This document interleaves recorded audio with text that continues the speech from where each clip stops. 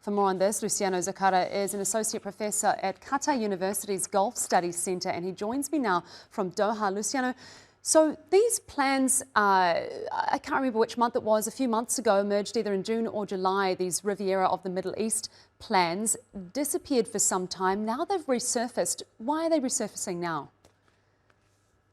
Well, I think the timing is very logical. We are about to witness the recognition of the Palestine state by many countries, many Western countries, mainly European countries and allies of Israel and the United States in the United Nations General Assembly meeting in September. So Israel and the United States needed to make a counterattack in order to show that there is no alternative for this Riviera plan, that the two-state solution is not a solution anymore, it's not on the table anymore, that there will not be a Palestinian state, therefore an alternative solution should be implemented. And unfortunately, the only alternative proposal after the war that has been presented is the American one, the Riviera one, which now we have a more complete idea of what he wants to do, even with some steps and ideas on how to implement or which kind of roads, which kind of infrastructure, and which kind of buildings he wants to build. And it's totally undoable. It's totally unacceptable because basically they would need to move 2 million people outside the Gaza Strips in order to build that. And the idea of this voluntary displacement is also, something that is, I would say it's ridiculous. Thinking about this idea. The population of Gaza has been moving from north to south forcibly by Israeli troops along these 2 years. And now Trump pretends that all this process will be smooth and people will accept to move voluntarily while they are building intelligent, smart houses for them, or we were giving money to go elsewhere. This is all ridiculous plan. However, the problem is, as I said before, there is no other plan on the table. And this is an alternative presented to the idea that eventually it would be a two-state solution, something that is clearly not happened. Today, the cabinet in Israel is discussing, instead of discussing the peace deal or a ceasefire, they are discussing the annexation of West Bank, which is the next step in order to consolidate the territorial unity of Israel, occupying both the Gaza Strip and West Bank.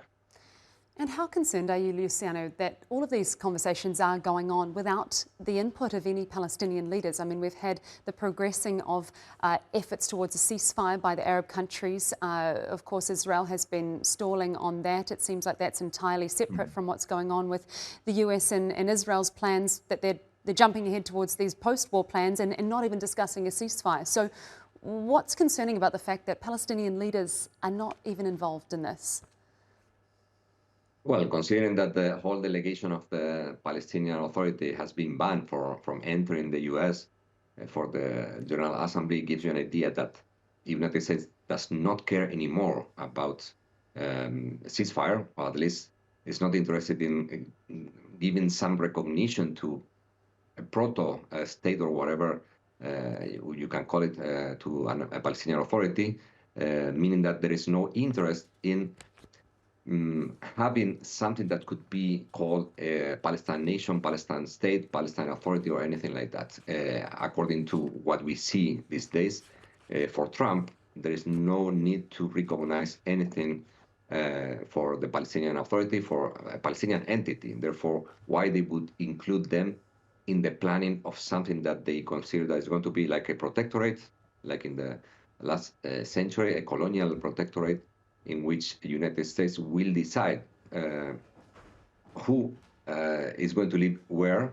They are going to expropriate all the lands of all the people that they have still property in Gaza, without any consideration for families, people that they have been living there for ages, even though they have been displaced since the 48 or 67. But there is no consideration whatsoever of any kind of representation given to the Palestinian Authority, Palestinian groups, Palestinian families in any negotiation that has to do with their own life, which is a demonstration that they are doing that because they can. Nobody so far was able to stop this to happen. Nobody was able to stop this genocidal war. Nobody was able to stop any of the steps that the Netanyahu government has been doing in order to occupy effectively the land, pushing people outside their homes, destroying everything that has been built in Gaza in the last 50 years. So they do it because they can. Nobody else made possible to stop this.